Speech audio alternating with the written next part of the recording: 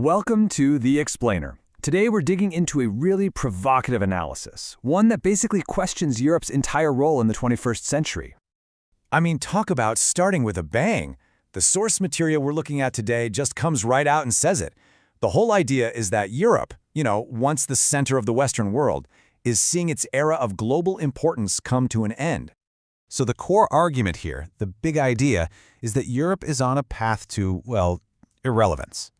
The analysis suggests a new world order is taking shape, led by powers like China and Russia, and in this new setup, Europe is becoming more of a spectator than a player.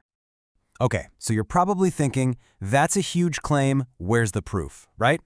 Well, the author builds their case on three key pillars: military might, economic dependence, and internal divisions. Let's break them down. First up, military power.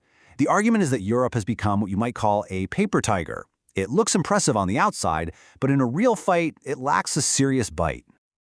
Now, to be clear, nobody's saying countries like Germany, France, and the UK don't have modern armies. They do. The real issue, according to this analysis, is that their economies just can't support a large-scale, long-term conflict anymore. The industrial muscle just isn't there. And the author uses some pretty interesting numbers to make this case. So you take NATO's three biggest European economies, the UK, France, and Germany, and you add up their active-duty soldiers. You get just over 500,000 troops. Now that might sound like a lot, but to really get what that number means, the source makes a fascinating comparison. Check this out. That 500,000 figure is put right next to the proposed size of Ukraine's future army, 800,000 soldiers. Think about that for a second. The argument is that Europe's key powers are demanding that their neighbor be allowed to have a military much, much larger than their own forces combined. And if this happens, Ukraine would suddenly have the second largest army in all of NATO, right behind the United States. That's a huge shift in the military landscape, and it really shows how things are changing. All right, so that's the military piece. Let's move on to the second pillar of the argument. This one's all about economics and resources, and the claim that Europe is critically dependent on the rest of the world.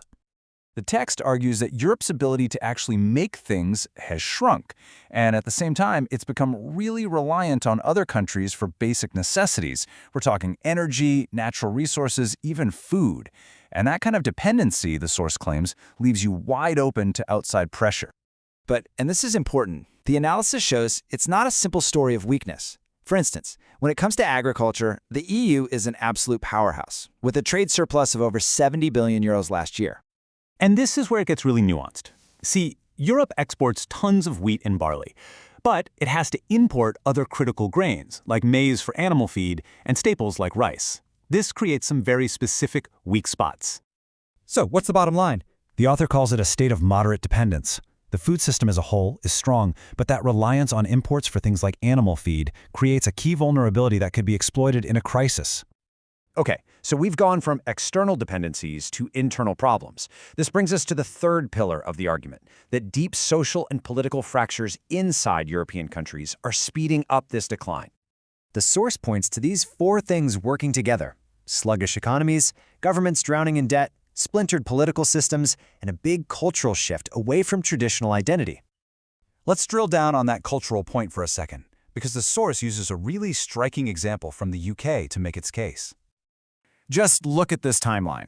It shows an incredible shift. Back in 1950, around 90% of people in the UK identified as Christian. By 2025, it's expected to be less than half. That is a dramatic change in just a few generations. And the author's point is, it's hard to maintain that classic God and country national identity when the God part has faded for so many. So you add it all up: the military, the economy, the internal divisions. What do you get? Well, according to this analysis, you get a continent that's becoming irrelevant on the world stage. And recent events, the author argues, are the proof. The source points straight at the war in Ukraine and Donald Trump's talk of a peace plan as Exhibit A. The argument is that these events have completely exposed the fact that Europe is no longer in the driver's seat, not even in its own backyard. And the author uses some incredibly sharp language to make this point. The claim is that European leaders can complain and object, but at the end of the day, they're left begging for a seat at the table, without any real power to shape what happens. And this brings us to the ultimate takeaway. The analysis concludes that Europe's intense fear of a Ukrainian defeat isn't just about Ukraine. It's actually a fear of having to finally admit its own irrelevance, a fear of accepting that it doesn't really have anything a power like Russia needs or wants anymore. And that leaves us with a huge provocative question to chew on. This analysis paints a pretty stark picture of the future. It forces us to ask, if Europe and the US aren't at the center of the world anymore, what does the new global order actually look like?